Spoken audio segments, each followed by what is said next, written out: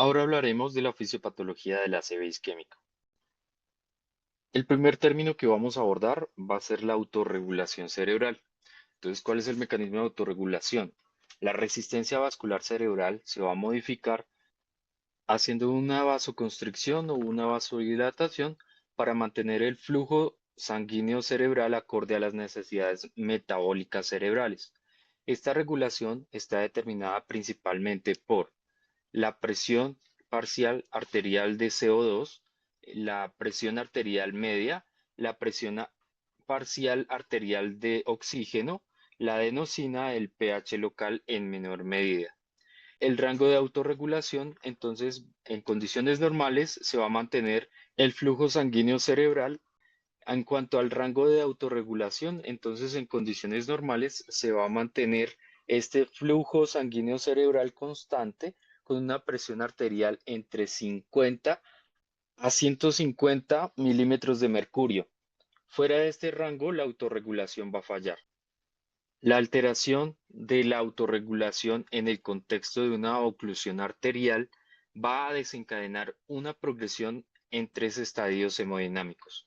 Entonces, el primer estadio o estadio 1 va a ser la vasodilatación compensatoria.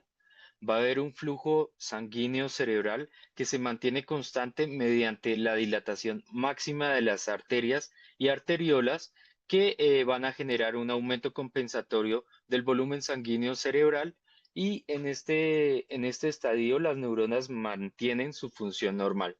La duración de este va a ser durante los minutos iniciales. El estadio 2, entonces va a haber un agotamiento de la reserva vasodilatadora.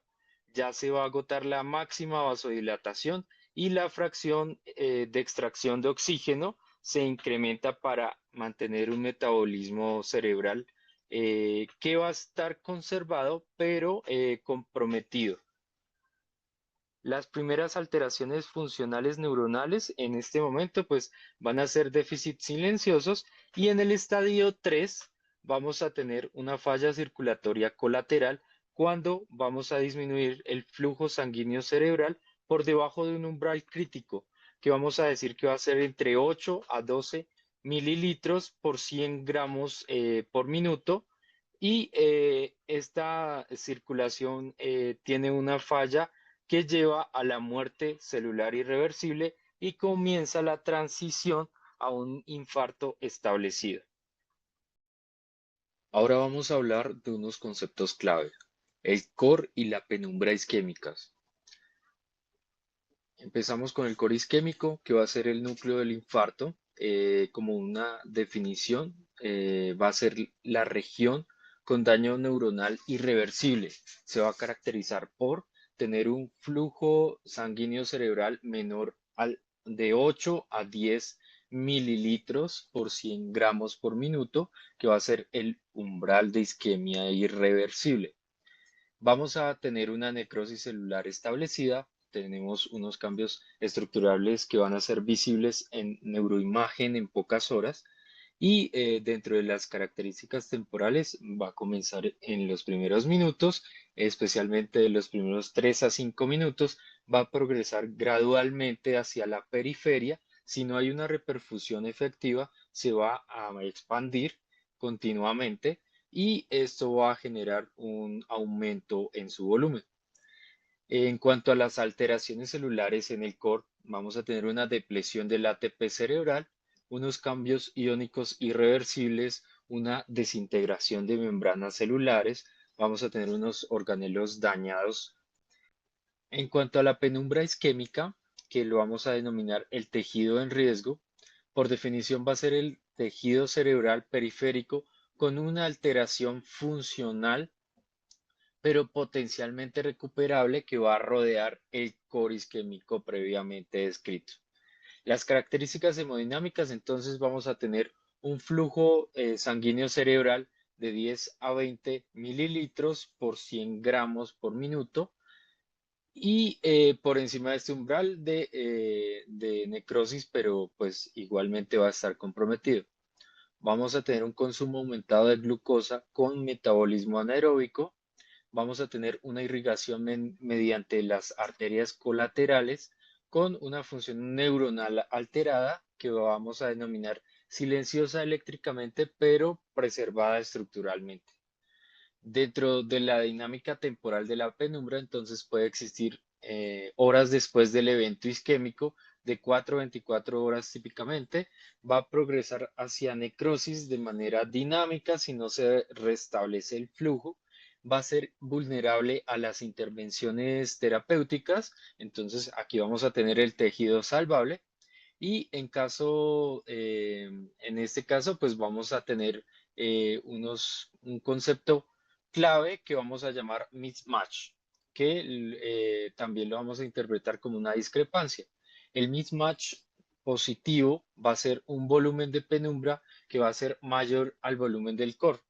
Esto indica que hay un tejido potencialmente salvable y esto nos va a permitir ampliar ventanas terapéuticas que hablaremos en próximos capítulos. En ausencia de este mismatch, vamos a ver que ya hay un infarto que ya está establecido y no hay mucho que podamos hacer para restablecer ese flujo. En cuanto a la importancia clínica de estos conceptos, es importante tenerlos porque vamos a explicar por qué algunos pacientes sin intervención temprana pueden llegar a tener unos síntomas resueltos y esto va a enfatizar la importancia de la variabilidad individual en cuanto a la circulación colateral de cada persona. También tenemos que tener en cuenta el concepto de edema cerebral. Entonces, el edema cerebral lo vamos a dividir en edema citotóxico, que como definición va a ser la acumulación de agua intracelular en las neuronas, los astrocitos y los oligodendrocitos.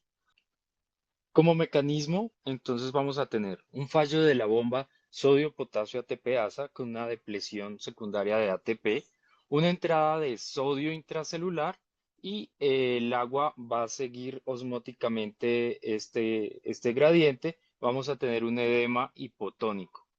La barrera hematoencefálica va a permanecer intacta en fases tempranas.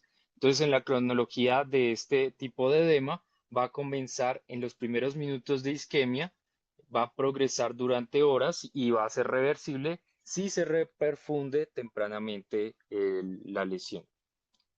Y también vamos a hablar del edema vasogénico. El edema vasogénico, por definición, va a ser la acumulación de agua extracelular por una ruptura de la barrera hematoencefálica.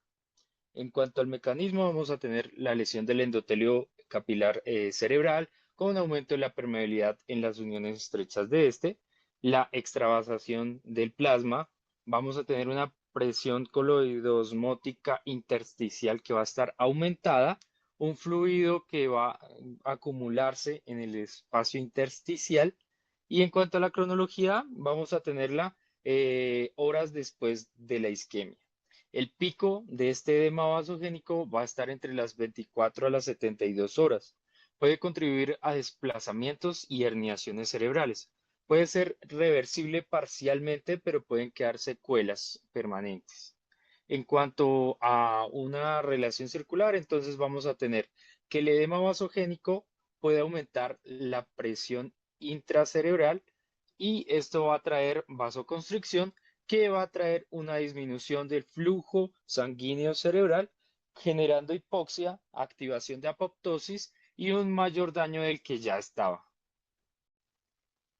La isquemia entonces, como vimos en los conceptos adicionales, va a desencadenar una cascada de eventos bioquímicos complejos que van a conducir progresivamente a la muerte neuronal.